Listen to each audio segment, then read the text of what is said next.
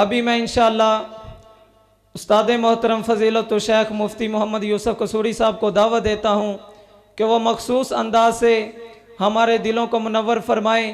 ان کا عنوان ہے ایک جملہ جس سے زندگی بدل جائے۔ ابھی خطاب فرماتے ہیں فضیلت و شیخ مفتی محمد یوسف قصوری صاحب۔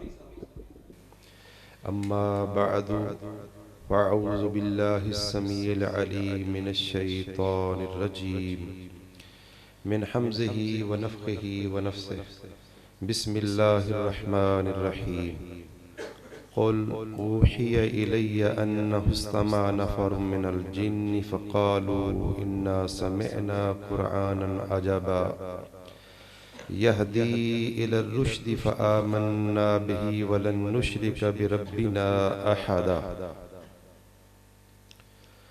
29واں پارہ، سورت کا نام سورۃ الجن۔ اس میں اللہ تبارک و تعالی نے جنوں کا واقعہ ذکر کیا ہے۔ قبل اس کے کہ میں اپنی بات کا آغاز باقاعدہ کروں، اپنے موضوع پر آؤں، ہمیں اللہ تبارک و تعالی کا لاکھ مرتبہ نہیں، کروڑوں اربوں شکریہ ادا کرنا چاہیے کہ اللہ تبارک و تعالی نے ہمیں انسان بنایا ہے، پھر انسانوں میں مسلمان پیدا کیا ہے، پھر مسلمانوں میں اہل توحید اللہ تبارک و تعالی نے ہمیں بنایا ہے۔ آسمان سے جس کتاب کا ہمارے لیے انتخاب فرمایا ہے وہ قرآن مجید اور فرقان حمید ہے۔ ایک پیر ہے ذوالفقار نقشبندی، دیوبندی ہیں، انہوں نے ایک بڑی خوبصورت بات ایک تقریر میں کہی کہ بیرون ممالک مختلف مذاہب کی کوئی مجلس کانفرنس ہوئی جس میں یہودی بھی تھے، نصرانی بھی تھے، مسلمان بھی تھے۔ کہتے میں مسلمان تھا تو اپنی اپنی رائے جو ہے وہ پیش کی گئی، تو میں نے ایک رائے دی کہ ہر مذہب کا نمائندہ جو ہے اللہ نے ان پر جو کتاب نازل کی ہے، جن الفاظ اور جس زبان کے اندر ہر بندہ اپنی اپنی کتاب کی تلاوت کرے، یعنی یہودی جو ہے وہ تورات کی تلاوت کرے، نصرانی جو ہیں وہ انجیل کی کریں، اور میں قرآن کی کروں، لیکن ان الفاظ کے ساتھ جو الفاظ اللہ نے آسمان سے نازل فرمائے، زبان بھی وہ ہو، الفاظ بھی وہ ہو۔ تو وہ کہنے لگے، مجھے کہتے تھے مسٹر احمد، کہنے لگے مسٹر احمد آپ کو تو پتہ ہے کہ ہماری کتابیں اس زبان میں اب نہیں ہیں جس زبان میں آسمان سے نازل ہوئی تھی، ان کی تو لغت ہی بدل چکی ہے، آپ سنائیں۔ تو فرماتے ہیں کہ میں نے کہا بسم اللہ الرحمن الرحیم الحمدللہ رب العالمین الرحمن الرحیم مالک یوم الدین ایاک نعبد و ایاک نستعین اہدنا الصراط المستقیم صراط الذین انعمت علیہم غیر المغضوب علیہم ولا الضالین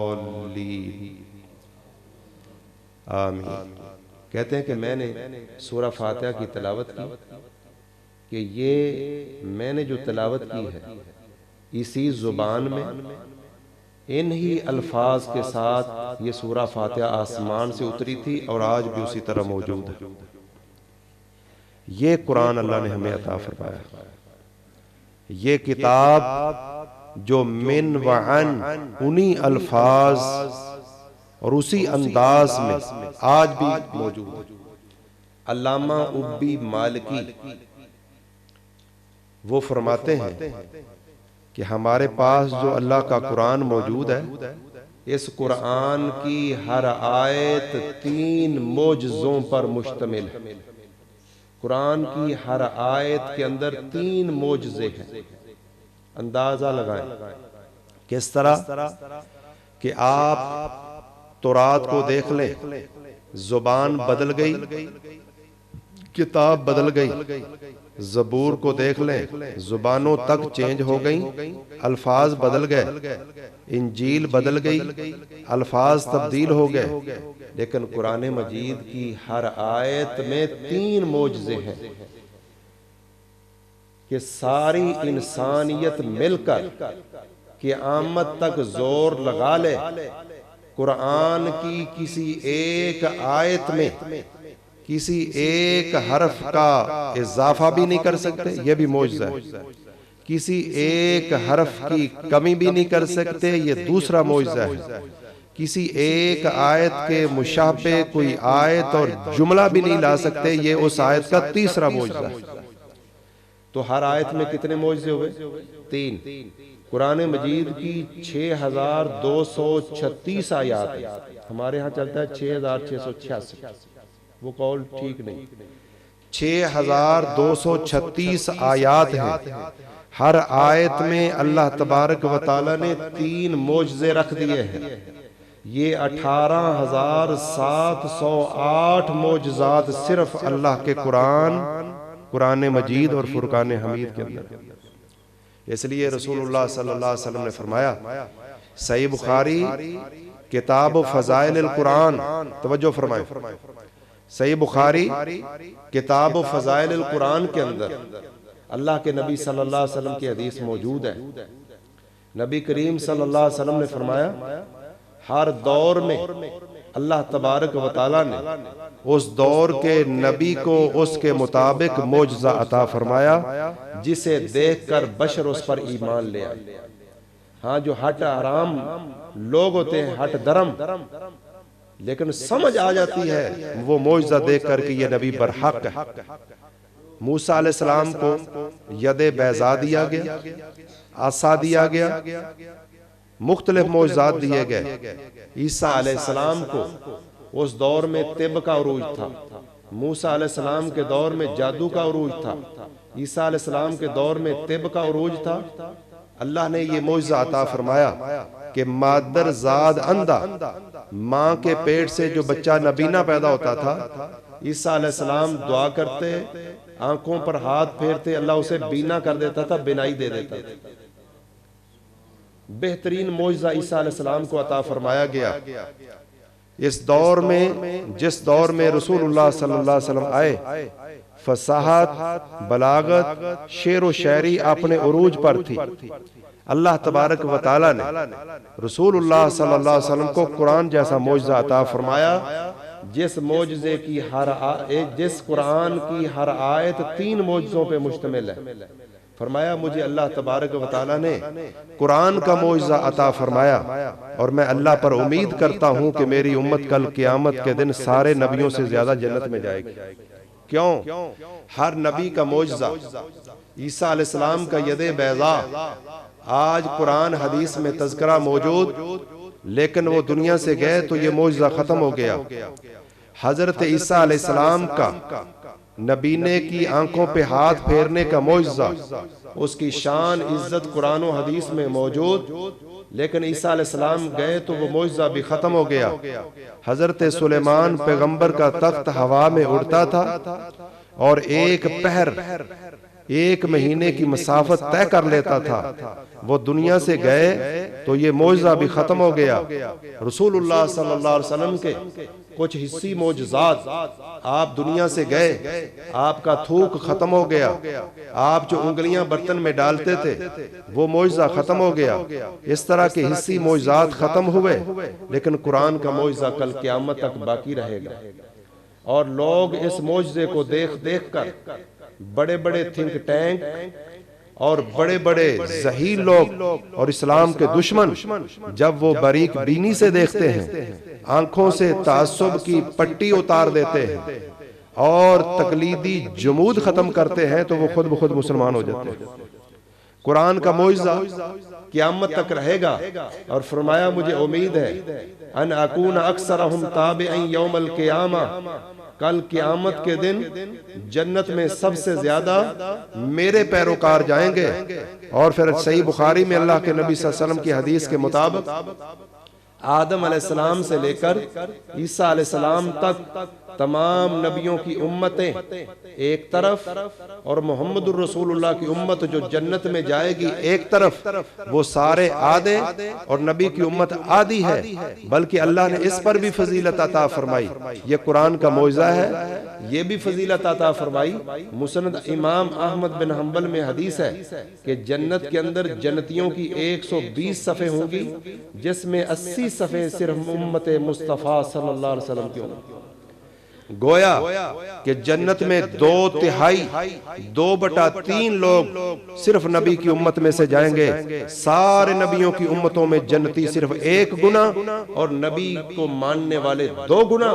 وجہ کیا ہے کہ اللہ نے نبی کو قرآن عطا فرمایا، اور اس قرآن کا یہ معجزہ اگر جنوں نے غور کیا تو اس نے اثر کیا، انسانوں نے غور کیا تو اثر کیا، وقت کے فرعون جو تھے انہوں نے اگر غور کیا تو اس معجزے نے اثر کیا۔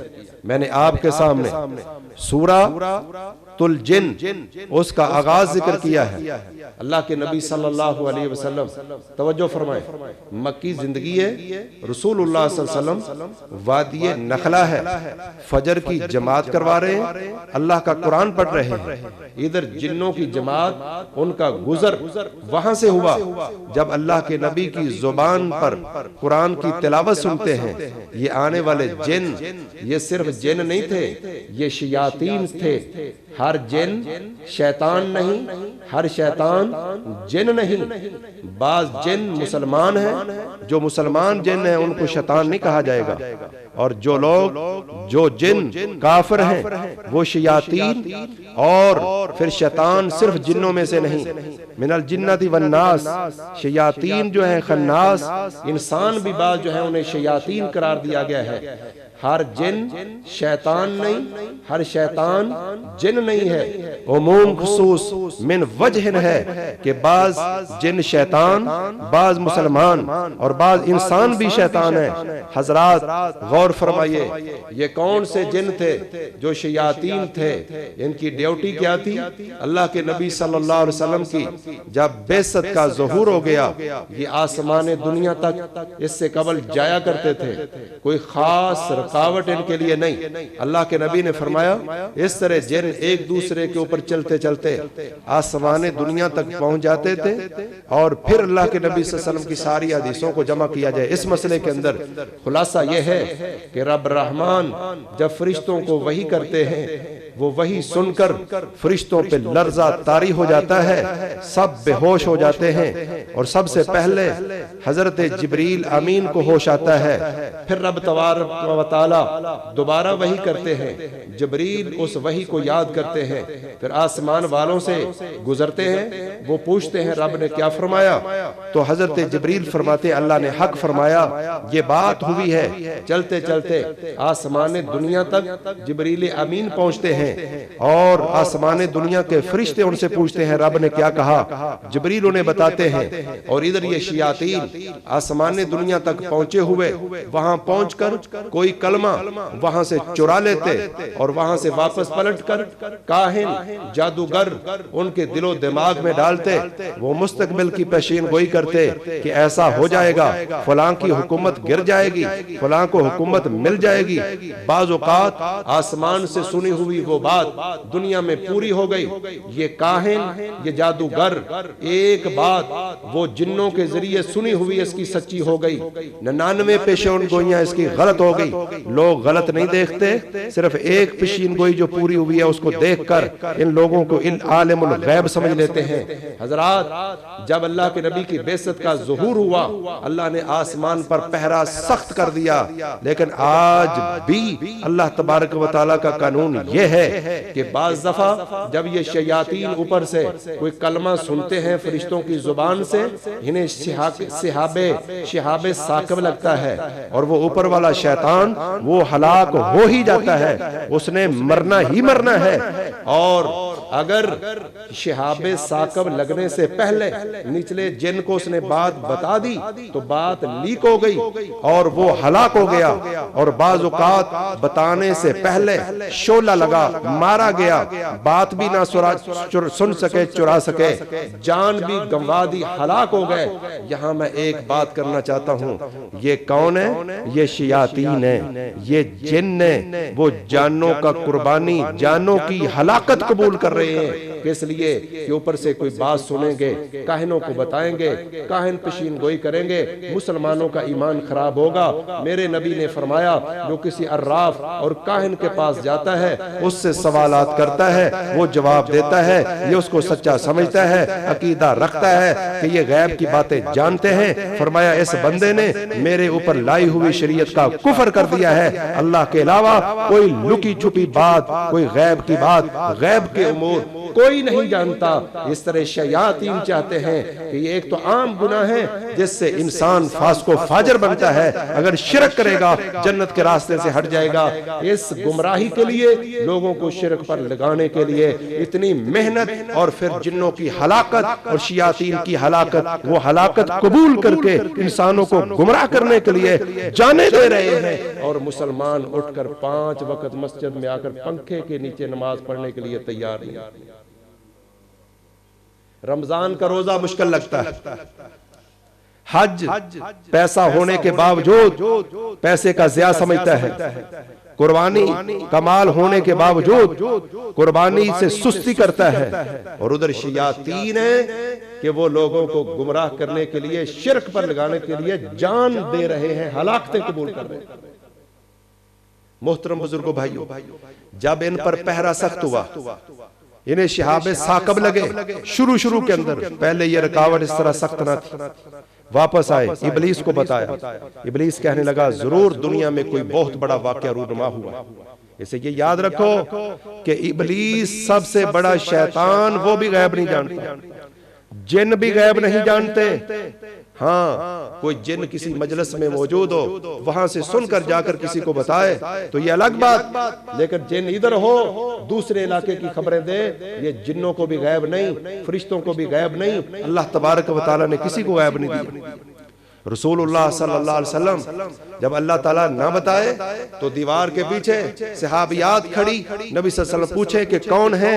اونٹ کے پیچھے نیچے پڑا ہوا ہار اللہ کے نبی صلی اللہ علیہ وسلم کو نہ ملے، صحابہ کرام بے وضو نماز پڑھ لیں، جب اونٹ کو کھڑا کیا جائے تو نیچے سے ہار مل جائے، اور جب اللہ بتائے تو بیت المقدس کے پردے ہٹا کر حتیم میں کھڑے نبی کو سارا منظر دکھا دے، مسجد نبوی کے اندر جنت کا نقشہ نبی کے سامنے کر دے، جہنم کا نقشہ نبی کے سامنے کر دے۔ یہ ہمارا عقیدہ ہے کہ جب اللہ نہ بتائے تو دیوار کے پیچھے کیا ہے یہ بھی معلوم نہیں، جب بتائے تو 40 دن کی مسافت پر بیت المسجد اور مسجد اقصی اللہ نبی کے سامنے کر دے۔ حضرت یعقوب علیہ السلام کو جب اللہ نہ بتائے قریب کنویں میں یوسف کو پھینکا ہوا ہو، پتہ نہ ہو، اور جب اللہ بتائے مصر سے یوسف علیہ السلام کی قمیض چلتی ہے، کنعان میں یعقوب علیہ السلام کو خوشبو آ جاتی ہے۔ جب اللہ چاہے جو چاہے جیسے چاہے بتا دے۔ حضرات یہ شیاطین جو آسمان دنیا تک جاتے تھے، اور اوپر سے سیکورٹی سخت ہوئی، شہاب ثاقب لگے، ہلاکتیں ہوئی، پریشان ہو گئے کہ اس دنیا میں کوئی بہت بڑا واقعہ ہو گیا۔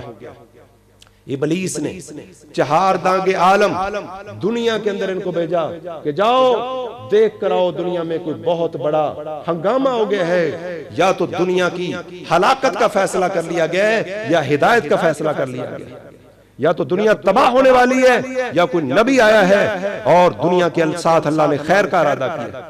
یہ مختلف قافلے مختلف علاقوں کے اندر نکلے، اور ان میں سے ایک قافلہ چلتا چلتا وہ مکہ کے قریب وادی نخلا میں موجود، اور اس وقت اللہ کے نبی صلی اللہ علیہ وسلم ابھی 2 نمازیں تھیں، ایک فجر اور ایک عصر، اس کے بعد معراج کی رات 5 نمازیں جو ہیں وہ فرض ہوئی ہیں۔ اللہ کے نبی صلی اللہ علیہ وسلم چند صحابہ کرام چلتے چلتے فجر کے وقت وہاں جمع ہو گئے، اللہ کے نبی جماعت کروا رہے ہیں، صحابہ کرام نماز پڑھ رہے ہیں، نماز کے اندر قرآن کی تلاوت ہو رہی ہے، ادھر جنوں کا یہ قافلہ، یہ جن عام جن نہیں تھے، شیاطین۔ اللہ تبارک و تعالیٰ نے جب یہ لوگ انہوں نے قرآن سنا جب انسان کی قسمت اچھی ہو اور برتن بالکل سیدھا ہو اور اوپر کوئی ڈھکن نہ ہو، تعصب کی عینک اتار دی جائے اور پرہیزگاری آ جائے، کوئی تقوی آ جائے، تو پھر ایک مرتبہ قرآن سن کے شیاطین مسلمان مومن بنتے ہیں، صرف مومن نہیں مبلغ اسلام بن جاتے ہیں۔ یہ جن تھے، شیاطین تھے، اللہ کے نبی کو کوئی پتہ نہیں کہ یہاں جن آئے ہیں، انہوں نے قرآن سنا ہے، یہ جن قرآن سنتے ہیں۔ یہ سورۃ الجن، قل اوحی الی انہ استمع نفر من الجن فقالوا انا سمعنا قرآنا عجبا یہدی الی الرشد فآمنا بہ ولن نشرک بربنا احدا۔ حضرات یہ قرآن مجید سن کر اپنے علاقے میں گئے اور جا کر پوری اپنی برادری میں توحید کی رسالت کی دعوت دینا شروع کر دیتے ہیں۔ جب آئے تھے کیا تھے؟ جن، اور جنوں میں سے شیاطین۔ بھیجا کس نے تھا؟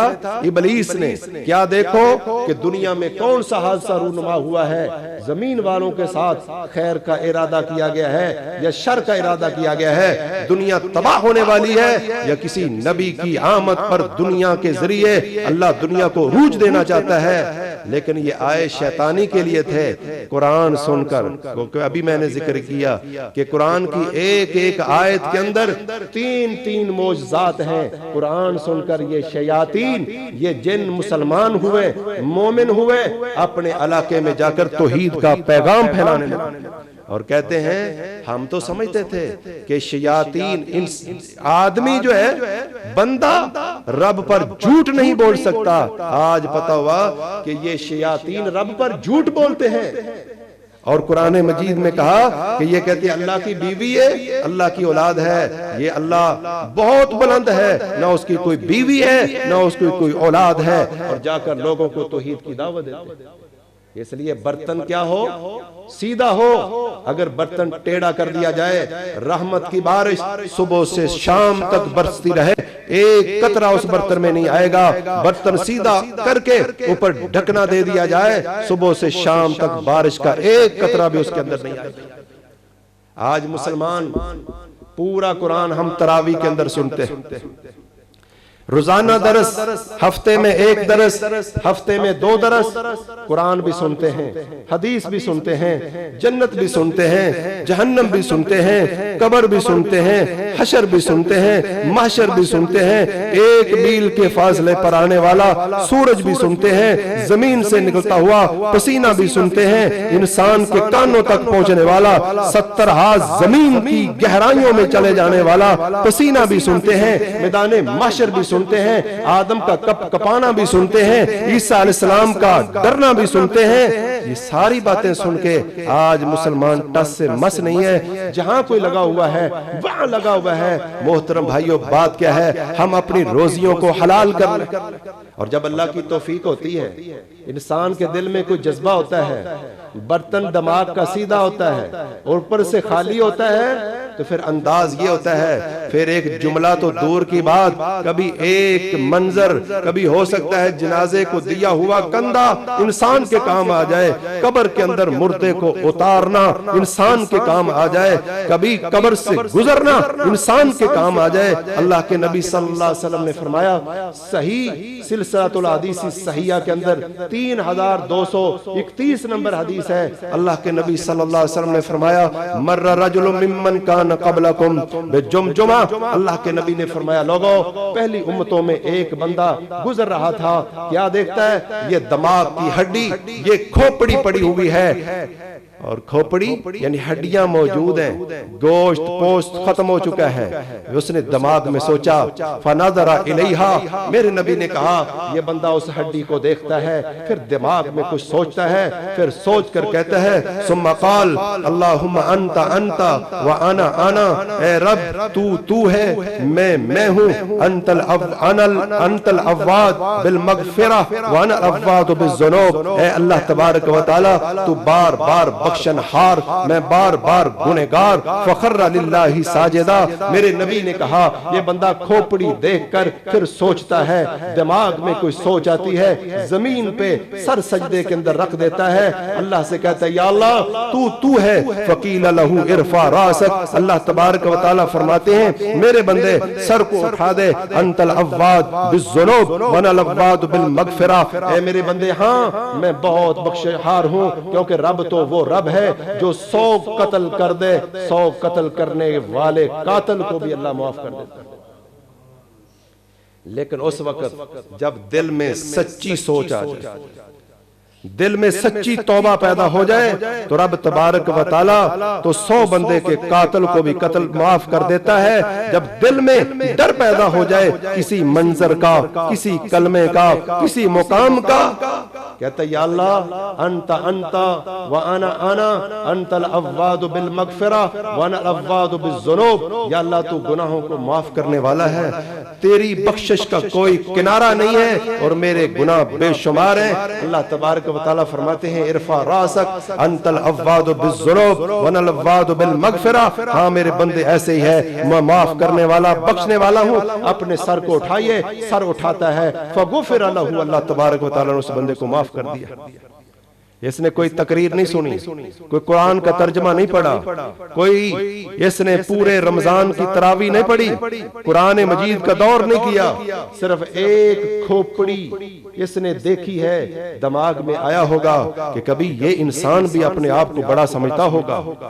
ایسی ہی کھوپڑیاں یہ فرعون کی کھوپڑی بھی ہو سکتی ہے، ایسی ہی کھوپڑیاں فرعون کی بھی ہیں، مطلب بڑے بڑے دنیا کے اندر قارون، نمرود، حامان، شداد، فرعون۔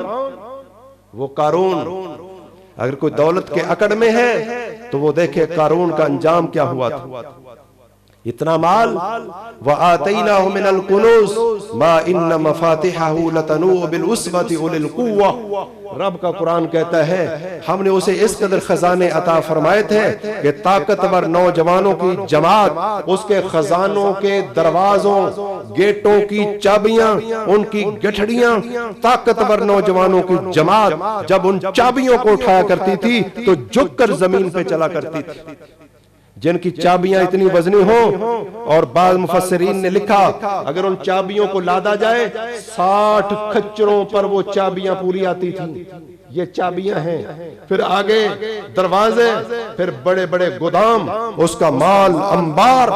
لیکن جب وہ اکڑ میں آ گیا، موسیٰ علیہ السلام کی قوم کا تھا، فرعونی نہیں تھا، موسیٰ علیہ السلام کی قوم کا تھا، لیکن جب اکڑ میں آ گیا، اکڑ فو ہو گیا، کہا گیا اللہ نے تجھے مال دیا ہے، اس مال میں غریبوں کو حصہ نہ بول، زکوٰۃ نکال، اللہ کے راستے میں خرچ کر۔ کہتا ہے انما اوتیتہ علی علم عندی، تم کہتے ہو اللہ نے دیا ہے، یہ علم، یہ مال میں نے اپنے علم کی بنیاد پر حاصل کیا۔ اس کی 2 تفسیریں ہو سکتی ہیں، ایک تفسیر یہ کہ کسی کا اس میں کوئی دخل نہیں، یہ میں نے اپنی ٹیکنالوجیز، اپنی صلاحیتیں، مہارتیں ان کے ذریعے حاصل کیا ہے، تو میں اسے کیوں خرچ کروں؟ اور دوسرا مطلب یہ کہ اللہ نے جو مجھے دیا ہے تو مجھے اس کا لائق سمجھ کے دیا۔ محترم بزرگوں بھائیوں، اللہ تبارک و تعالیٰ فرماتے ہیں فَخَسَفْنَا بِهِ وَبِدَارِهِ الْأَرْضِ، ہم نے اس قارون اور اس کے محل کو زمین کے اندر دنسا دیا۔ اور بخاری میں ایک حدیث یہ ہے کہ وہ روزانہ زمین کے اندر دنستا چلا جا رہا ہے، یہاں قارون کا لفظ نہیں، بعض نے کہا یہ قارون ہے، بعض نے کہا کوئی اور ہے، کوئی اور بھی ہو تو قارون بھی اسی طرح قیامت تک زمین میں دنستا چلا جائے گا۔ بلکہ بعض علماء سوال پوچھتے ہیں کہ ایک کافر بتاؤ وہ ہے کہ مرنے کے بعد اس کی لاش نہ گلی ہے نہ سڑی ہے، بعض لوگ کہتے ہیں فرعون۔ اور آج جو مصر کے عجائب گھر میں جو لاش پڑی ہے یہ ضروری نہیں کہ اس فرعون کی ہو، قرآن نے یہ نہیں کہا کہ قیامت تک ہم اسے باقی رکھیں گے، قرآن میں صرف یہ ہے کہ جب وہ زمین نے، جب سمندر نے اس کو ہلاک کر دیا تو ہم نے باہر نکال دیا تاکہ بعد والے لوگ جو ہے اس کو دیکھ سکیں۔ یہ قرآن میں وعدہ نہیں ہے کہ فرعون کی لاش قیامت تک رہے گی، اور یہ لاش اس کی ہے یا کسی اور کی ہے۔ محترم بزرگوں بھائیوں، تو یہ قارون، اس کی لاش وہ ہے جو نہ گلے گی نہ سڑے گی، قیامت تک اس طرح زمین میں دنستا چلے گا، اور یہ اس کا اعزاز نہیں، اس کو سزا ہے۔ حضرات اس لیے مال کی اکڑ اس کے اندر نہیں آنا چاہیے، اور انسان کے لیے ایک کھوپڑی دیکھ کر اس کی کائنات اور دنیا بدلنے کے لیے کافی ہے۔ اور جب انسان کی سوچ بدل جائے تو پھر بڑے بڑے چور اور ڈاکو بھی مسلمان ہو جاتے ہیں۔ صحیح بخاری کے اندر موجود ہے، صحیح مسلم کے اندر بھی موجود ہے، کئی ایک حدیث ہے، ساری حدیثوں کو اگر جمع کیا جائے، رسول اللہ صلی اللہ علیہ وسلم نے فرمایا پہلے لوگوں کے اندر ایک آدمی تھا، جب وہ فوت ہونے لگا اپنے بیٹوں کو جمع کرتا ہے، جمع کر کے کہتا ہے میرے بیٹوں بتاؤ ایا بن لکم کنت لکم، میں تمہارا کیسا باپ ہوں؟ وہ کہنے لگے آپ بہترین باپ ہیں۔ کہنے لگا کہ میں تم سے قسم لیتا ہوں، قسمیں اٹھا کر میرے ساتھ وعدہ کرو۔ کیا وعدہ کریں؟ جب میں مر جاؤں بیٹو میں نے کوئی نیکی ذخیرہ نہیں کی کل قیامت کے دن میرے کام آئے، میں جب مر جاؤں میری لاش کو جلا دینا، جب ہڈیاں رہ جائیں ہڈیوں کو پیس لینا، سب راکھ بنا کر جب گرمی کا دن ہو تیز آندھی ہو میری راکھ کو لے کر کچھ ہواؤں میں بکھیر دینا، کچھ سمندر کی لہروں کے سپرد کر دینا۔ میں نے کوئی نیکی نہیں کی کل اللہ کے دربار میں جسے میں پیش کر سکوں، اگر اللہ نے مجھ پر قدرت پالی اللہ مجھے وہ عذاب دے گا جو مخلوق میں سے اس نے کسی کو بھی نہیں دیا۔ اور صحیح بخاری کی ایک روایت میں ہے کہ اس کا بہت بڑا جرم کیا تھا، یہ مردوں کے کفن اتارا کرتا تھا، کفن چور تھا۔ اس دور میں کپڑا بہت مہنگا ہوا کرتا تھا، تو ایک کفن بہت مہنگا ہوا کرتا تھا، اور بعض لوگ رات کو مردے کو دفن کر دیتے تھے کہ ہلکا پھلکا کفن نہ بڑا دینا پڑے۔ اللہ کے نبی صلی اللہ علیہ وسلم نے ایسی چیز سے منع فرمایا کہ اچھے کفن کے بغیر دفن کرنا رات کو صحیح نہیں ہے۔ ہاں اگر کفن صحیح ہے، جنازہ ہو جائے، لوگ پہنچ جائیں، پھر رات کو بھی دفن کیا جا سکتا ہے۔ محترم بزرگوں بھائیوں، کفن چور گناہگار کہتا ہے میں نے کوئی نیکی ذخیرہ نہیں کی ہے، اپنے بیٹوں سے کہتا ہے قسم اٹھا کر میرے ساتھ وعدہ کرو کہ ایسا کرو۔ انہوں نے قسمیں اٹھائی، جب فوت ہو گیا اللہ کے نبی نے فرمایا اس کے بیٹوں نے ایسے ہی کیا، اس کی لاش کو جلایا، ہڈیوں کو پیسا، سمندروں کی لہروں کے سپرد کیا اور کچھ ہواؤں کے اندر بکھیرا، لیکن اللہ تبارک و تعالیٰ نے فرمایا اے زمین میری امانت واپس کر دے۔ پانیوں کو حکم ہوا، ہواؤں کو حکم ہوا، راکھ کو اکٹھا کیا گیا، راکھ کو گوشت پوست اور ہڈیوں کے اندر تبدیل کر کے اللہ تبارک و تعالیٰ نے اپنے سامنے کھڑا کر لیا۔ اس لیے اے مسلمان ہمارا یہ عقیدہ ہے مرنے کے بعد دوبارہ اٹھنا ہے۔ ہم کمیونسٹ نہیں ہیں کہ کوئی رب نہیں، نہ جنت ہے نہ جہنم ہے، آگ پانی ہوا مٹی سے انسان بنا ہے اور ختم ہو جائے گا۔ ہم ہندو نہیں ہیں جن کا عقیدہ تناسخ کا عقیدہ ہے کہ مرنے کے بعد دوبارہ انسانی شکل و صورت میں نہیں اٹھایا جائے گا، اچھے کام کرنے والے کو وہ اچھی چیز بنا کر دنیا میں بھیج دیا جائے گا، برے کام کرنے والے کو دوبارہ بندر خنزیر اور کوئی برا جانور بنا کے دنیا میں بھیج دیا جائے گا۔ ہم مسلمان ہیں، ہمارا عقیدہ اور نظریہ یہ ہے کہ مرنے کے بعد دوبارہ رب نے اپنے دربار میں جمع کرنا ہے۔ یہ دنیا کی یہ نماز، یہ روزہ، یہ زکوٰۃ، یہ حج، یہ ورد، یہ وظیفہ، یہ ڈانس، یہ گانا، یہ فلمیں، یہ فحاشی، یہ عریانی، اس کی ایک ایک چیز کی ویڈیو بن رہی ہے۔ آج ویڈیوز لیک ہو رہی ہیں، آڈیوز لیک ہو رہی ہیں، لوگ رسوا ہو رہے ہیں، لیکن یاد رکھیں ایک وہ ویڈیو ہے جو اللہ کے دربار میں جمع ہو رہی ہے۔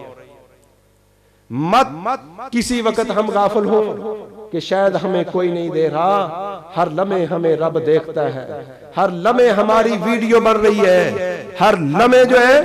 اور ایک عالم دین کہہ رہے تھے کہ یہ رب کا کتنا ہم پر فضل ہے، اگر آج کسی بڑے سے بڑے معزز شخص کی ویڈیو بنا کر گاؤں کے چوک کے اندر لگا دی جائے تو وہ انسان اس گاؤں میں رہنے کے لیے شاید قابل نہ ہو سوائے خاص بندوں کے جن پر اللہ کی رحمت۔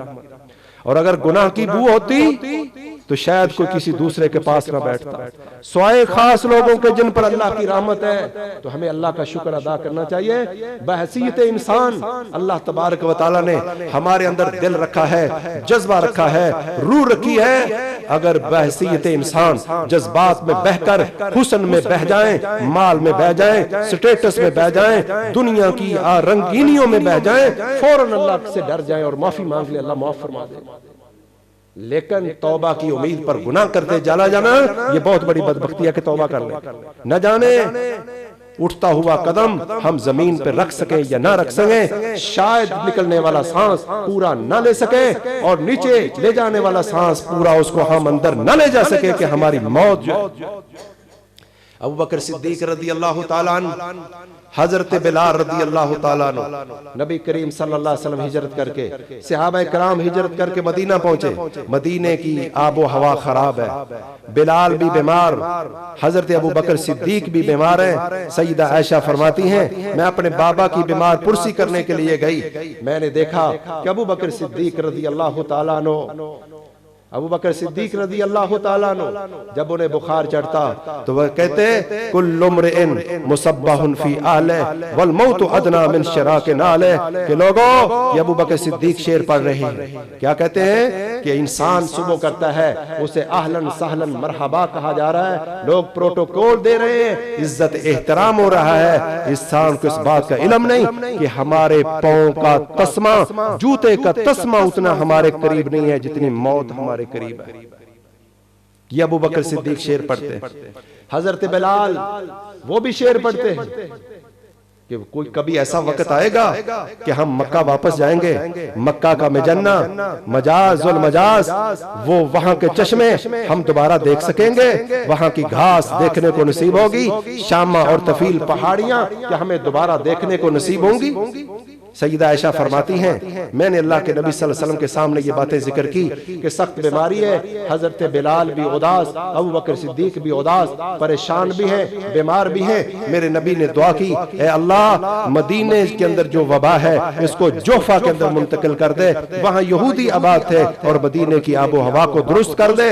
جس قدر ہمیں مکہ سے محبت ہے اس طرح ہمیں مدینے سے بھی محبت پیدا فرما, بلکہ اس سے بھی زیادہ محبت پیدا فرما. اللہ تبارک و تعالیٰ نے نبی کی دعا قبول کر کے مدینہ کی آب و ہوا کو درست کر دیا, اور مدینہ کی آب و ہوا بہترین ہو گئی, اور بخار وہاں سے اللہ کے نبی صلی اللہ علیہ وسلم کی دعا سے صحابہ کرام صحت مند. بات ذکر کرنے کا مطلب یہ ہے ابو بکر کے کہے ہوئے اشعار, جوتے کا تسمہ کیا ہے, یہ سروس کا تسمہ نہیں, یہ ایک نیچے تلوا ہے, تلمے کے اوپر یہ چمڑے کا ایک ٹکڑا جسے بدر ہم کہتے ہیں, بدر اس کو تسمہ کہتے ہیں, یہ بالکل پاؤں کے ساتھ ملا ہوا ہے. یہ بدر یہ تسمہ پاؤں کے جس قدر قریب ہے یہ اتنا قریب نہیں جتنی موت ہمارے قریب ہے. اللہ تبارک و تعالی ہمیں سمجھنے کی توفیق عطا فرمائے. حضرات اس بندے کو اللہ تبارک و تعالی نے معاف کر دیا. بات ذکر کرنے کا مطلب یہ ہے کہ یہ انسان جس نے کفن چوری کیے ہیں, بہت دنیا میں گناہ کیے ہیں, لیکن جب اللہ کا خوف اس کے دل میں آ گیا ہے تو اللہ تبارک و تعالی نے سب اس کو بھی معاف کر دیا. کاش کوئی منظر, کوئی جنازہ, کوئی قدہ, کوئی قرآن, کوئی درس, کوئی جمعہ ہماری زندگی کو بھی بدل دے. کاش کوئی جملہ ہماری زندگی کو بھی بدل دے. محترم بھائیو, جب انسان کے دل میں خشیت ہوتی ہے, اللہ کا ڈر آ جائے, تو ایک جملہ انسان کی زندگی کو بدل دیتا ہے. صحیح بخاری کے اندر حدیث موجود ہے, وہ 3 افراد کی حدیث جو غار کے اندر پھنس گئے تھے. میں پوری حدیث بیان نہیں کروں گا. ان میں ایک وہ شخص ہے, ایک چرواہا تھا, اور ایک محبت کرنے والا تھا, اور ایک وہ شخص تھا کہ جس کے پاس مزدور کی مزدوری رہ گئی تھی. اور مزدور کی مزدوری جو امیر لوگ ہیں انہیں چاہیے کہ مزدور کی مزدوری پوری ادا کریں, بلکہ کوئی اضافی بھی دے دیں. اگر آپ دیکھتے ہیں کہ اس کے گھر میں فاقہ ہے, ضروریات زندگی پوری نہیں ہو رہی, تو مزدوری سے زیادہ دے دیا کریں. کوئی پتہ نہیں کہ آپ کا 500 دیا ہوا روپیہ کل جنت کا ٹکٹ یہی آپ کے جیب میں ڈال. اس بندے نے مزدوروں سے مزدوری کروائی ہے, اور صحیح بخاری میں حدیث ہے کہ اس کے ساتھ ایک فرق 3 ٹوپے, ایسا سمجھ لے کہ 6 کلو سے کچھ زیادہ, 6 کلو چاول منجی اس کے ساتھ طے ہوئی, اور ایک روایت میں ہے کہ مکئی اس کے ساتھ طے ہوئی. تطبیق یہ ہے کہ ہو سکتا ہے کہ وہ کچھ چاول ہو اور کچھ مکئی ہو. یہ ناراض ہو کر چلا گیا. مزدوروں کو بھی چاہیے کہ خواہ مخواہ ناراض نہیں ہونا چاہیے. ناراض کیوں ہوا تھا کہ اس مالک نے کسی اور مزدور سے کام کروایا, بعد میں کوئی اور ملازم رکھا, اس نے کام بڑا خوبصورت کیا تو جو مزدوری اس کے ساتھ طے ہوئی تھی اس نے اس کو اضافی بھی دے دیا. تو اس نے کہا جی وہ تو اس کو آپ نے زیادہ دیا ہے. تو مالک کہنے لگا میں نے آپ کے ساتھ جو بات طے کی ہے اس میں کوئی کمی ہے؟ کہتا اس میں تو کمی نہیں. لیکن ناراض ہو گیا, یہ شرع کی بات ہے, بخاری کے لفظ نہیں ہے. ناراض ہو گیا کہ نہیں جی آپ اس کو زیادہ دے رہے ہیں. اس نے کہا آپ کے ساتھ جو طے ہے وہ اپنا پورا لے جائے. لیکن یہ ناراض ہو کے چلا گیا.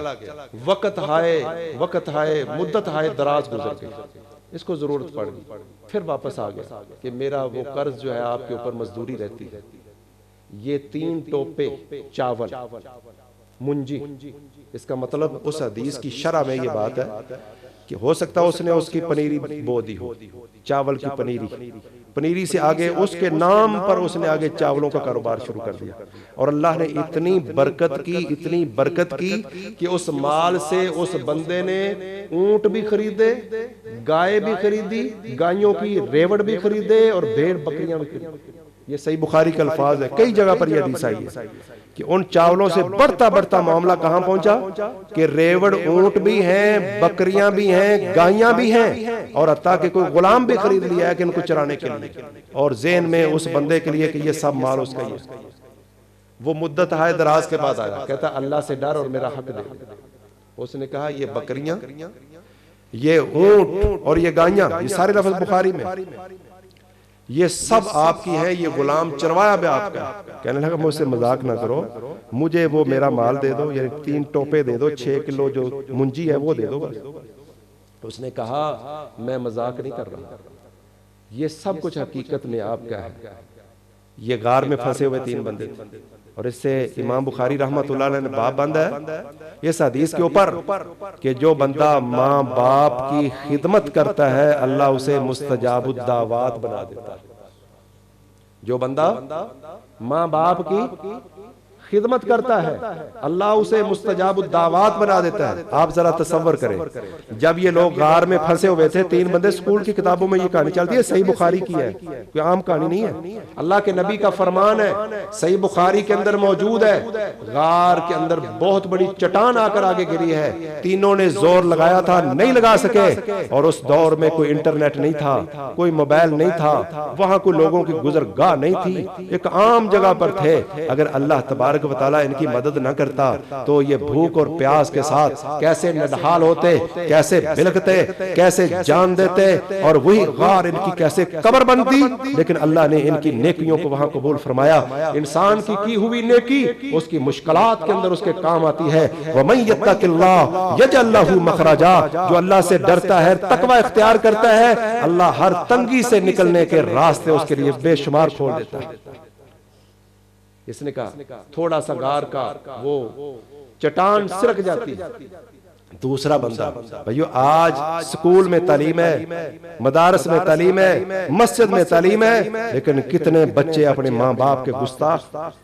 ایک وہ دور تھا نبی کریم صلی اللہ علیہ وسلم نے ارشاد فرمایا تھا کہ آدمی اپنے ماں باپ کو گالی دیتا ہے. صحابہ کرام نے کہا ماں باپ کو گالی دیتا ہے؟ فرمایا اس کا مطلب یہ ہے کہ یہ نوجوان کسی کے ماں باپ کو گالی دیتا ہے اور وہ جواباً اس کے ماں باپ کو گالی دیتا ہے, تو گویا کہ اس نے اپنے ماں باپ کو گالی دی.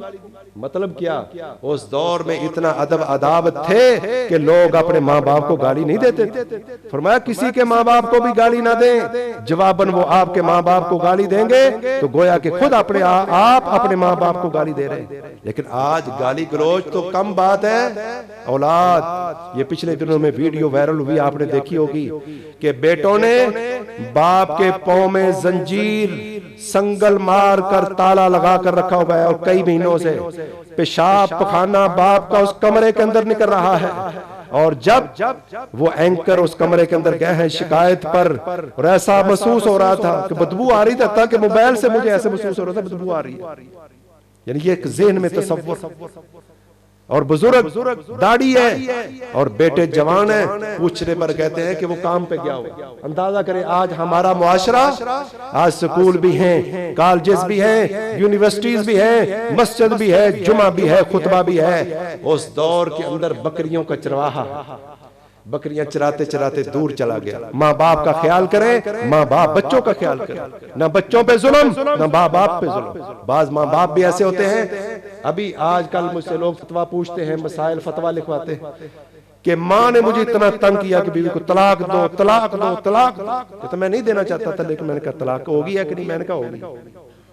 کہتا اس طرح 3 طلاقیں ہوگی. اب کہاں جائیں, بچہ بھی ہے, زندگی برباد. بعض اوقات ماں باپ بھی بچے کی کر دیتے ہیں. ایسا نہیں ہونا چاہیے. ایک وقت وہ تھا جب یہ ماں کسی کی دلہن تھی تو یہ انداز جو اپنے لیے پسند کرتی ہے, کسی کی آئی ہوئی بیٹی کے لیے بھی وہ انداز پسند کرنا چاہیے. اور اسی طرح اولاد ماں باپ پہ ظلم کرے, بیوی کو ترجیح دے کر ماں باپ پر ظلم و ستم, دونوں کے حقوق اپنی جگہ پر رکھیں. ماں باپ کی جو شان ہے ان کو الگ شان دیں, جو بیوی کی شان ہے بیوی کو بھی شان دیں. افراط اور تفریط سے بچنا چاہیے. محترم بزرگوں بھائیوں, توجہ فرمائیں. چرواہا ہے, کسی یونیورسٹی کا فاضل نہیں ہے, کسی مدرسے میں بھی نہیں پڑھا, بکریوں کا چرواہا ہے, ملازم بھی رکھے ہوئے ہیں. بکریاں چراتے چراتے دور نکل گیا ہے, چرا کے واپس آیا, کہتا ہے یا اللہ, غار کے اندر دعا کر رہا ہے. جب ایک ذات ہے اس کا فون کبھی بند نہیں ہوتا, ایک ذات ہے جس کے ساتھ رابطہ کبھی بند نہیں ہوتا. کہتا ہے یا اللہ, میں سب سے پہلے آ کر جانوروں کا دودھ ہوتا تھا, ماں باپ کو پلاتا تھا, پھر بیوی بچوں کو اور غلاموں کو پلاتا تھا. مال کا لفظ ہے بخاری پہ, مال کا معنی غلام لوڈیاں. ایک دن میں لیٹ ہو گیا, آنے سے پہلے ماں بھی سو چکی ہے, باپ بھی سو چکا ہے. میں دودھ کا برتن پکڑ کر ان کے سرانے کھڑا ہو گیا کہ کہیں ایسا نہ ہو میں سو جاؤں, ماں باپ بوڑھے ہیں, انہیں پیاس ہو, تڑپے بلکے, بچے روتے رہے, گھر والے روتے رہے, بلکتے رہے, بچے چیخیں مار مار کر سو گئے. میں نے کسی کو دودھ نہیں پلایا, ساری رات دودھ کا برتن لے کر سرانے کھڑا رہا. کہاں ماں باپ کو گالی, ظلم, ستم اور زنجیر کے ساتھ جکڑنا, بند کرنا, اور بولو براز بھی اس کمرے میں نکلے. اور کہاں یہ انداز, ماں باپ سوئے ہوئے ہیں, یہ دودھ کا برتن لے کر سرانے کھڑا ہے کہ جب بیدار ہوں گے اس وقت پلاؤں. لیکن ایک بات یاد رکھیں, یہ کوئی مسئلہ نہیں ہے کہ آپ سمجھے کہ اب ہم نے پہلے ماں باپ کو پلانا, وہ سو جائے تو بیوی بچے بلکتے رہے. لیکن اس کا تقویٰ تھا, اسے مسئلے کا نہیں پتا, وہ تو اسی کو مسئلہ سمجھتا تھا. اگر کسی انسان کو ایسے ہی مسئلے کا پتا ہو تو اللہ کے ہاں اس کو نیکی پکی ہے, وہ مستجاب الدعوات ہوگا. حضرات توجہ فرمائیں. کہتے یا اللہ, صبح ہو گئی, ایک بندے نے سارا دن بکریاں چرائی ہو, غلاموں کے ساتھ پھرتا رہا ہو, اور رات کو دودھ کا برتن لے کر ماں باپ کے سرانے کھڑا ہو جائے تو اندازہ کریں اس کی قربانی کیا. سارا دن کام کاج کیا ہو اور رات کو آنکھوں میں نیند کا سرما نہ ڈالا ہو کہ کہیں ایسا نہ ہو کہ رات کسی وقت یہ بیدار ہوں اور میں سو جاؤں اور یہ پیاس سے بلکتے رہے. یا اللہ, میں نے یہ کام تیری رضا کے لیے کیا. اس لیے یاد رکھو, ہر کام جو کرنا ہے صرف اللہ کی رضا کے لیے کرنا ہے. ہر کام جو کرنا ہے صرف اللہ کی رضا کے لیے کرنا ہے. اگر اللہ کی رضا کے لیے کیا ہوا کام آپ نے راستے سے خاردار ٹہنی کو پرے پھینکا کہ اللہ کی مخلوق ڈسٹرب نہ ہو تو جنت کا باعث بن سکتا ہے. لیکن اگر اخلاص نہ ہو تو حاجیوں کو پلایا ہوا زمزم بھی کام نہیں آئے گا, حاجیوں کو پلایا ہوا سرید بھی کام نہیں آئے گا. اللہ تبارک و تعالیٰ نے غار کا منہ اور کھول دیا, چٹان کو ہٹا دیا. اور تیسرا بندہ ایک جملے سے جس کی زندگی بدلی ہے, اندازہ کر. کہتا ہے یا اللہ, مجھے اپنے چچا کی بیٹی سے شدید ترین محبت, لیکن وہ اللہ والی, میں برائی کی دعوت دیتا رہا, وہ انکار کرتی رہی. اور بخاری کی بعض الفاظ, بعض حدیثوں میں یہ الفاظ ہیں کہ قحط سالی پڑ گئی, وہ عورت مجبور ہو گئی. اللہ تبارک و تعالیٰ کسی انسان کو مجبور نہ کرے. یہ غنا, یہ مال قارون بنا دیتا ہے, اور یہ فقر و فاقہ انسان کو عزت اور غیرت بیچنے پر بھی مجبور کر دیتا ہے. لیکن اللہ ہمارے اندر وہ غیرت قائم رکھے کہ انسان جان تو دے دے لیکن ایمان ہاتھ سے نہ نکلنے دے. یہ کہتا ہے کہ اس کو قحط پڑ گیا, مجبور ہوگی, میرے پاس آئی, میں نے وہی برائی کا مطالبہ کر دیا, اور اس نے کہا کہ 100 دینار دو. اور بخاری میں 100 دینار بھی ہے, 120 دینار بھی. اس نے 100 مانگا تھا, اس نے 120 دینار دیے. نوجوانوں توجہ فرماؤ, 1 دینار 4.25 گرام سونے کا. جیسے یہ سکے ہوتے نا پیتل کے ہمارے پاس، اس دور میں سونے اور چاندی کے سکے ہوا کرتے تھے جو مارکیٹ میں چلتے تھے، یہ کاغذ کے پرزے نہیں ہوتے تھے۔ یہ بہت بڑا فراڈ ہے جو امت کے ساتھ ہو چکا ہے، دنیا والوں کے ساتھ۔ یہ ڈالر، یہ ین، یہ پاؤنڈ اور یہ پاکستانی روپیہ آج ویلیو گر گئی۔ اگر اصل کرنسی ہو سونا اور چاندی تو اس کی کرنسی کوئی دنیا کی طاقت گرا نہیں سکتی۔ توجہ فرمائیں، 120 دینار، 100 دینار ہو 35 تولے سونا بنتا ہے، اور 120 دینار 42 تولے سونا بنتا ہے۔ اندازہ کریں 42 تولے سونا، یہ کوئی 100-200 کی بات نہیں تھی، اور 42 تولے سونا آپ تقریباً میرے 2 لاکھ کے راؤنڈ بوٹ ہوگا، 80 لاکھ سے زائد رقم، یعنی اس انسان کو گمراہی میں جانے کے لیے، گناہ خریدنے کے لیے، اور یہ گناہ پر جتنا بھی پیسہ لگتا ہے سب بے جا خرچی ہے، سب تبذیر ہے۔ یہ لفظ بھی یاد رکھو، ایک اسراف ہے، ایک تبذیر ہے۔ اسراف کا معنی زیادہ خرچ کرنا، جتنی طاقت نہیں اس سے بڑھ کر خرچ کرنا۔ کام ٹھیک ہے، مثلا پنکھے کی ایک کی ضرورت ہے مسجد میں، ایک بندہ بیٹھا ہوا ہے 2 پنکھے چلے ہوئے، ضرورت ہی نہیں دوسرے پنکھے، یہ فضول خرچی ہے، اس کو اسراف کہتے ہیں۔ اللہ فضول خرچی پسند نہیں کرتا۔ اور تبذیر کیا ہے؟ بے جا خرچ کرنا، خرچ کرنے کی جگہ نہیں وہاں خرچ کرتا ہے۔ گناہ کے جتنے کام ہیں سب تبذیر ہے۔ ان المبذرین کانوا اخوان الشیاطین، اور تبذیر کرنے والے شیطان کے بھائی ہیں۔ یہ بڑا سخت فتویٰ ہے اللہ کا۔ جو تبذیر کرتے ہیں جگہ خرچ کرنے کی نہیں وہاں خرچ کرتے ہیں، اور گناہ کی ہر جگہ ہی خرچ کرنے کی جگہ نہیں ہے، وہاں سے پیسہ بچانے کی ضرورت۔ 120 دینار 42 تولے سونا دے دیا ہے، بند کمرہ ہے، ایک مرد ایک عورت ہے، زندگی میں جس کے لیے یہ انسان کوششیں کرتا رہا، 80 لاکھ سے زیادہ کا انتظام و انصرام کیا ہے۔ صرف ایک ذات وہاں دیکھنے والی ہے، رب کی ذات ہے۔ وہ عورت اپنا آپ سپرد کرتی ہے، یہ جب برائی کا ارادہ کرتا ہے عورت کانپنا شروع کرتی ہے۔ ایک جملہ اس عورت کی زبان سے نکلا ہے، اتق اللہ ولا تفز الخاتم، اللہ سے ڈر جا اور مور کو مت توڑ، الا بحقہ، ہاں کوئی نکاح ہو جائے تو الگ بات ہے۔ وہ عورت بیوہ تھی یا کیا تھی اللہ بہتر جانتا ہے، یا کیسے غربت اس کو آئی تھی۔ حضرات ایک جملہ، یہ جملہ کہنے والی ایک مجبور اور بے بس عورت ہے۔ جملہ ایک ہے، اتق اللہ ولا تفز الخاتم، اللہ سے ڈر اور مور کو نہ توڑ۔ کہتا ہے یا اللہ، ایک جملہ میں نے اس عورت کی زبان سے سنا، میں نے اس عورت کو چھوڑ دیا، پیسے بھی دے دیے اور اس کو میں نے معاف کر دیا۔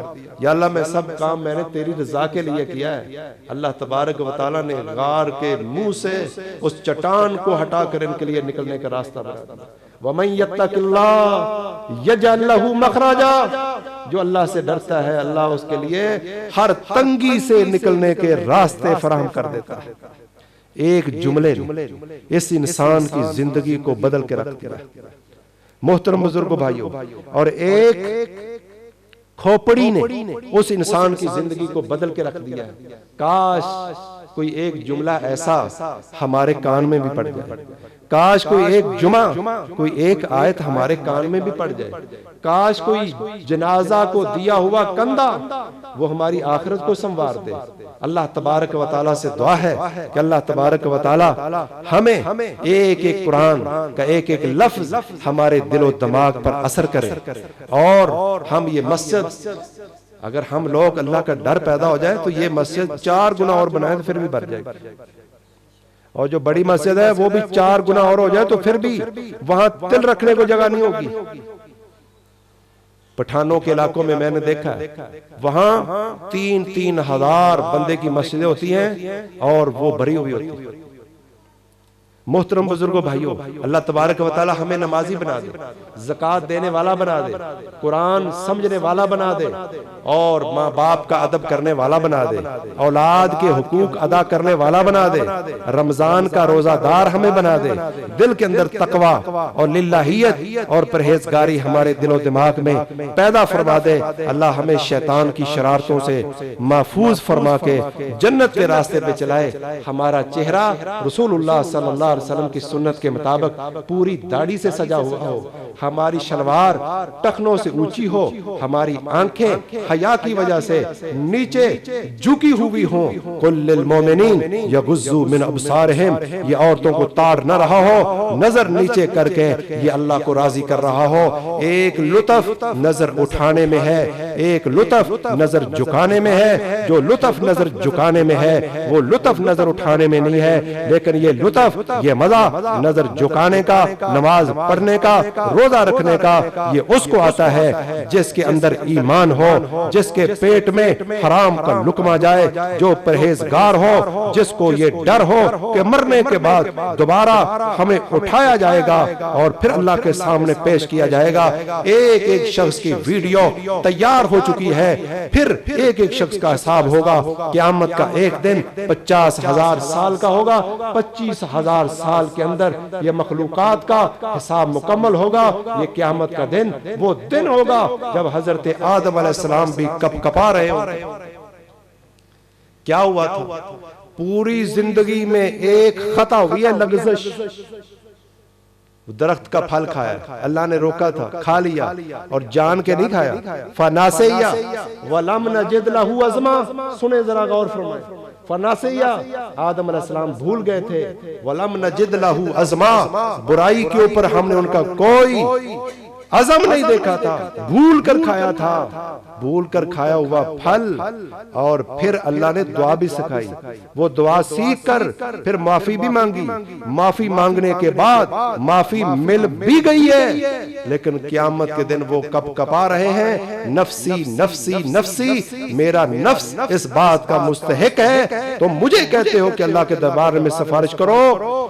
میں نے ایک درخت کا پھل کھایا تھا، تو آج تو کس قدر لوگوں کے پلاٹ ہضم، لوگوں کے مربع ہضم، کسی کا کروڑ ہضم، کسی کا 1000، کسی کا 10,000، یہ دھوکہ، یہ فراڈ، یہ ملاوٹ، یہ دودھ میں پانی، پتہ نہیں کیا کچھ۔ اور آدم علیہ السلام نے ایک درخت کا پھل کھایا ہے، قصدن نہیں، نسیانن کھایا ہے، معافی مانگی ہے، معافی ملی ہے، اعلان ہوا ہے، سب کچھ ہو گیا، لیکن وہ پھر بھی ڈر رہے ہیں کہ رب دوبارہ نہ پوچھ۔ اور حضرت عیسیٰ علیہ السلام کے بارے میں تو یہ ہے کہ وہ کوئی گناہ ذکر نہیں کریں گے، کوئی لغزش ذکر نہیں کریں گے کہ مجھ سے فلاں لغزش ہوئی تھی۔ وہ کہیں گے میں اللہ کے دربار میں کھڑا نہیں ہو سکتا، اور مسلم شریف کے الفاظ ہیں اتخذت الہا، لوگوں نے مجھے الہ بنایا تھا۔ ان کا کیا قصور؟ وہ اس بات سے ڈر رہے ہیں، یا شرک کی نوست دیکھیں، شرک کس قدر خطرناک بیماری ہے۔ حضرت عیسیٰ علیہ السلام توحید پھیلانے کے لیے آئے، لوگوں نے اپنی طرف سے انہیں رب کا بیٹا بنا کر شرک کیا۔ حضرت عیسیٰ علیہ السلام کل رب کے دربار میں ڈر رہے ہیں کہ لوگوں نے مجھے معبود بنا لیا تھا، اگر رب نے پوچھ لیا کہ تجھے کیوں بنایا ہے تو میں کیا جواب دوں؟ اور نبی صلی اللہ علیہ وسلم بھی کھڑے ہو کر یہ نہیں کہیں گے، اور سفارش یہ کرنی ہے صرف، یا اللہ حساب شروع کر دے، یہ نہیں کہ فلاں کو معاف کر دے، پہلی سفارش جو ہے نہ آدم کریں گے۔ ایک روایت کے مطابق ہر امت اپنے نبی کے پاس جائے گی، اور ساری امتیں مل کر 6 نبیوں کے پاس جائیں گی، آدم علیہ السلام، پھر نوح علیہ السلام، پھر ابراہیم علیہ السلام، پھر موسیٰ علیہ السلام، پھر عیسیٰ علیہ السلام، اور 6 نمبر پر محمد رسول۔ ہر امت اپنے اپنے نبی کے پاس بھی جائے گی، اور سارے مل کر 6 نبیوں کے پاس جائیں گے۔ نبی صلی اللہ علیہ وسلم بھی کھڑے ہو کر یہ نہیں کہیں گے یا اللہ حساب شروع کر، آپ صلی اللہ علیہ وسلم سر سجدے میں رکھتے ہیں۔ یہ قیامت کا دن ہے، یہ ہولناک منظر ہے، سورج 1 میل کے فاصلے پر موجود ہے، میرے نبی سر سجدے میں رکھیں گے، جب تک اللہ چاہے گا سر سجدے میں رہے گا، پھر اللہ کہیں گے ارفع راسک سل توتا وشفع تشفع، اے نبی اپنے سر کو اٹھا لیجیے۔ اس قدر ہولناک منظر ہے۔ یہ تو قیامت کا معاملہ ہے، اس سے پہلے برزخ ہے، یہ قبر کا معاملہ ہے، پھر دنیا۔ کتنے لوگ ہیں آپ دیکھ لیں جنہوں نے ظلم و ستم کیے، بعد سے اللہ دنیا میں انتقام لیتا ہے۔ وہ چلنے پھرنے کے قابل نہیں، وہ ایسی بیماریوں کے اندر ملوث ہے، اگر نیک بندہ ہے تو بیماریاں اس کے لیے درجات کا باعث بنتی ہیں، لیکن اگر بد ہے تو اس کے لیے یہ دنیا میں اس کو سزا ہو رہی ہوتی ہے، اور بعض اوقات اللہ اس سزا کے ساتھ اس کے گناہ بھی معاف کر دیتا ہے، اور اگر صبر کر لے تو پھر درجات بھی بلند ہو جاتے ہیں۔ محترم بزرگوں بھائیوں، برحال مومن کو اللہ تعالیٰ نے پھر بھی رخصت دی ہے کہ مومن گنہگار، اس کو دنیا میں گناہوں کی سزا بیماری ہے، وہ صبر نہ بھی کرے تو پھر بھی گناہ معاف ہے، صبر کرے تو درجات اور بلند ہے۔ یہ مومن کی شان ہے۔ اللہ تبارک و تعالیٰ ہمیں ایمان کی توفیق عطا فرمائے۔ ہم مسجدوں میں آئیں، ہم قرآن سنیں، حدیث سنیں، اور ایک ایک جملہ اس انداز میں سنیں جیسے جنوں نے قرآن سنا، اور آئے جن شیطان بن کے تھے، گئے تو مبلغ اسلام بن کے گئے تھے۔ جیسے اس بندے نے کھوپڑی دیکھی تو کائنات بدل گئی، معافی کا اعلان ہو گیا، اور جیسے اس بندے نے 120 دینار دے کر بھی ایک جملہ سنا، اللہ تبارک و تعالیٰ سے ڈر گیا، اللہ تبارک و تعالیٰ نے دنیا میں بھی اس کو مصیبت سے نجات دے دی، آخرت میں بھی بری ہے۔ وما توفیقی الا باللہ، سبحان ربک رب العزت عما یصفون، والسلام علی المرسلین، والحمد للہ رب العالمین۔ سوال ہے کہ کچھ لوگ کہتے ہیں کہ تہجد کی نماز کے لیے سونا ضروری ہے، کیا یہ ضروری ہے یا سونے کے بغیر بھی تہجد کی نماز پڑھی جا سکتی ہے؟ تو جواب اس کا یہ ہے کہ سونا شرط نہیں ہے، کوئی سو کر اٹھے پھر بھی ٹھیک ہے۔ ایک بندہ کام کاج کر رہا ہے، رات کی ڈیوٹی ہے، تہجد وقت وہ فری ہے، تو سونا کوئی ضروری نہیں تہجد کے لیے۔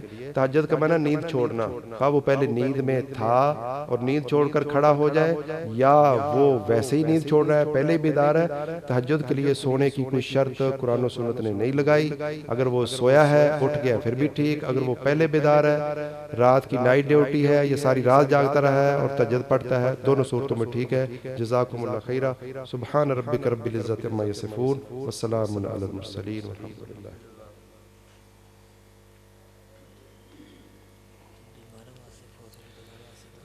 بیماراں واسطے بھی دعا کر دو، فوت شدگان کے لیے دعا کر دیں، اور خصوصاً ہمارے پیارے بھائی عبداللہ مجاہد صاحب، اللہ تعالیٰ ان کو جنت الفردوس میں مقام عطا فرمائے۔ بہت اچھے آدمی تھے، اللہ تعالیٰ ان کی نیکیاں قبول فرمائے اور لغزشیں اللہ تعالیٰ معاف فرمائے۔ اس مجلس میں جتنے بھی ساتھی بیٹھے ہوئے ہیں، جی ان کی والدہ اور بھائی فوت ہو چکے ہیں، ان کے لیے بھی خصوصی دعا کریں۔ اس مجلس میں جتنے ساتھی بیٹھے ہوئے ہیں، ان میں سے کوئی بیمار ہے، اللہ اسے شفائے کامل عطا فرمائے۔ کسی کے گھر میں، رشتہ داروں میں کوئی بیمار ہے، اللہ سب کو شفائے کامل عاجلہ عطا فرمائے۔ اور اس طرح کوئی بھی مسلمان یہاں بیٹھے ہوئے متعلقین میں کوئی بیمار ہے، حتیٰ کہ پاکستان میں، عالم اسلام میں، جہاں جہاں کوئی مسلمان پریشان ہے، اللہ سب کی پریشانیوں کو دور فرمائے۔ جو مشکلات میں گرے ہوئے ہیں، اللہ مشکلات کو آسانیوں میں تبدیل فرمائے۔ جو بیمار ہیں، اللہ تعالیٰ سب کو شفائے کامل عاجل عطا فرمائے، فوت شدگان کو معاف فرمائے۔ یا ربی لک الحمد کما ينبغي لجلال وجهك وعظيم سلطانك، اللهم إنا نعوذ برضاك من سخطك وبمعافاتك من عقوبتك، ونعوذ بك منك لا نحصي ثناء عليك أنت كما أثنيت على نفسك، اللهم صل على محمد وعلى آل محمد كما صليت على إبراهيم وعلى آل إبراهيم إنك حميد مجيد، اللهم بارك على محمد وعلى آل محمد كما باركت على إبراهيم وعلى آل إبراهيم إنك حميد مجيد۔ یا حی یا قیوم برحمتک نستغیث، یا حی یا قیوم برحمتک نستغیث، اللہم انا عبیدک و ابناء عبیدک و ابناء امائک، نواسینا بیدک، ماضٍ فینا حکمک، عدل فینا قضاؤک، نسألک بکل اسم هو لک سمیت به نفسک او انزلتہ فی كتابك أو علمته أحدا من خلقك أو استأثرت به في علم الغيب عندك أن تجعل القرآن ربيع قلوبنا ونور صدورنا وجلاء أحزاننا وذهاب همومنا، اللهم إنا نسألك موجبات رحمتك وعزائم مغفرتك والغنيمة من كل بر والسلامة من كل اسم. لا تدع لنا ذنبا إلا غفرته ولا هما إلا فرجته ولا مريضا إلا شفيته ولا غريما إلا كديت دينا ولا مظلوما إلا نصرته ولا ميتا إلا غفرته ولا حاجة من حوائج الدنيا هي لك رزا ولنا فيها صلاح إلا قضيتها يا أرحم الراحمين. أذهب الباس رب الناس واشف أنت الشافي لا شفاء إلا شفاؤك شفاء لا يغادر سقما. اللهم اشف مرضانا ومرضى المسلمين. اللهم اشف مرضانا ومرضى المسلمين. اللهم اشفهم بشفائك وداوهم بدوائك. اللهم اشفهم بشفائك وداوهم بدوائك. يا حي يا قيوم برحمتك نستغيث. يا حي يا قيوم برحمتك نستغيث. اللهم اغفر لحينا وميتنا وشاهدنا وغائبنا وصغيرنا وكبيرنا وذكرنا وأنثانا. اللهم من أحييته منا فأحيه على الإسلام ومن توفيته منا فتوفه على الإيمان. اللهم لا تحرمنا أجرهم ولا تذلنا بعدهم. اللهم اغفر لهم وارحمهم وعافهم واعف عنهم وأكرم نزلهم ووسع مدخلهم واغسلهم بالماء والثلج والبرد ونكهم من الخطايا كما نكيت الثوب الأبيض من الدنس. وأبدلهم دارا خيرا من دارهم وأهلا خيرا من أهلهم وزوجا خيرا من زوجهم وأدخلهم الجنة وأعذهم من فتنة القبر وعذاب النار. یا الہ العالمین یا رب العالمین. یا اللہ جتنے بھائیوں نے بیماروں کی شفا کے لیے کہا ہے یا اللہ ان کو بھی پورے عالم اسلام میں تمام مسلمانوں کو شفائے کامل عاجل عطا فرما. یا اللہ اس نوجوان نے اپنی والدہ بھائی کے لیے بخشش کی دعا کی. اس طرح ہمارے عبداللہ بھائی اور دیگر جتنے بھی ہمارے اس مجلس کے کسی کا کوئی عزیز فوت ہو گیا ہے یا تمام عالم اسلام میں جتنے مسلمان فوت ہو چکے ہیں یا اللہ سب کی بخشش فرما، سب پر رحمت فرما. یا اللہ اس مجلس میں جتنے احباب بیٹھے ہیں یا اللہ سب کا آنا قبول فرما. یا اللہ جن احباب نے اس درس کا پروگرام بنایا ہے سب کے کاروبار دنیا آخرت میں برکت فرما. اولاد کو آنکھوں کی ٹھنڈک بنا. سننے والوں کا سننا قبول فرما. یا اللہ میرا سنانا قبول فرما. یا اللہ اس مجلس میں جتنے احباب موجود ہیں جس جس کے دل میں جو ارمان، نیک خواہش، تمنا، نیکی کا جذبہ، دنیا آخرت کی کوئی بھی نیک خواہش ہے یا اللہ سب کی دلی خواہشات پوری فرما. یا اللہ جو پریشان ہیں پریشانیاں دور فرما. مشکلات میں گرے ہوئے ہیں مشکلات آسان فرما. یا اللہ ہمیں اپنے دین پر چلنے کی توفیق عطا فرما، دین پر استقامت کی توفیق عطا فرما. یا اللہ خاتمہ بالایمان فرما. اخلاص ہمارے دلوں میں کوٹ کوٹ کر بھر دے. ریاکاری خرچ خرچ کر یا اللہ ہمارے دلوں سے نکال. وما توفیقی الا باللہ. سبحان ربک رب العزت عما یصفون وسلام علی المرسلین والحمد للہ.